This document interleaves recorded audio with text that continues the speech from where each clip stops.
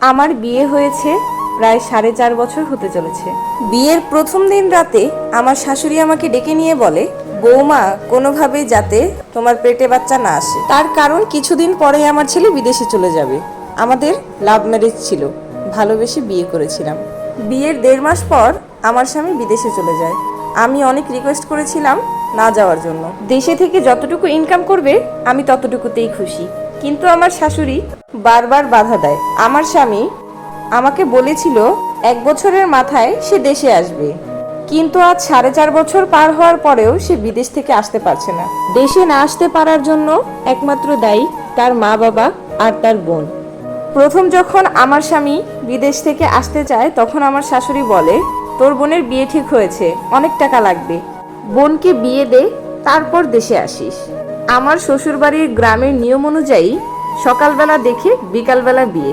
আমাদের ক্ষেত্রেও তাই হয়েছিল। ঠিক এই কাজটাই করেছিল আমার বিয়ের সময় আমার শ্বশুর শাশুড়ি। আমার মায়ের অনেক ইচ্ছে ছিল একমাত্র মেয়ে ধুমধাম করে বিয়ে দিবে, কিন্তু তারা গ্রামের বাজার থেকে কোনো রকম একটা নর্মাল শাড়ি কিনে এনে আমাকে বিয়ে পরিয়ে তুলে নিয়ে যায়। আমার মা বাবা কোনো ঝামেলা করেনি, কারণ পুরো এলাকায় আমার বিয়ের কথা জানাজানি হয়ে গেছে।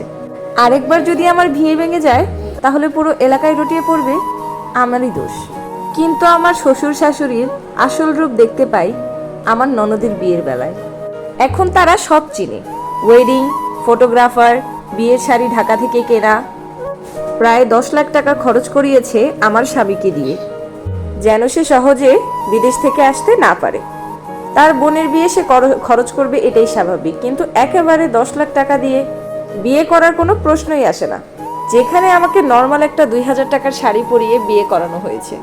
যাক, বিয়ের কথা বাদ দেই।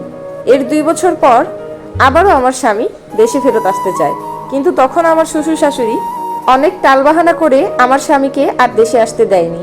কারণ আমার ননদের বাচ্চা হবে, বাসায় বড় করে আকিকা দিবে, অনুষ্ঠান করবে, এর জন্য অনেক টাকা লাগবে। এই বলে আমার শ্বশুর শাশুড়ি আমার স্বামীর কাছ থেকে 1 লক্ষ টাকা নেয়। বলে রাখি, আমি আমার স্বামীকে অনেকভাবে বুঝিয়েছি সংসারে অবশ্যই খরচ করবা, কিন্তু একটু হিসাব করে। কিন্তু সে কখনো আমার কথা শোনেনি। যখন তার মা বাবা টাকা চাইতো তখন সে একদম হিসাব না করেই টাকা দিয়ে দিত। তবে আমার স্বামী আমার বেলায় ছিল উদাসীন। যদি কখনো বলতাম আমাদের একটা ভবিষ্যৎ আছে, অন্তত ভবিষ্যতের কথা চিন্তা করে কিছুটা টাকা সেভিংস করো, তবুও সে কখনো টাকা জমায়নি। আমাকে সে মাস শেষে হাত খরচের যে টাকা দিত সেই টাকাটা আমি রেখে দিতাম। সেখান থেকে আমি একটা ডিপিএস করি, সেখানে আমি অল্প অল্প করে প্রতি মাসে কিছুটা টাকা জমা রাখি। এই তো কয়েকদিন আগে কোরবানির ঈদ গিয়েছে,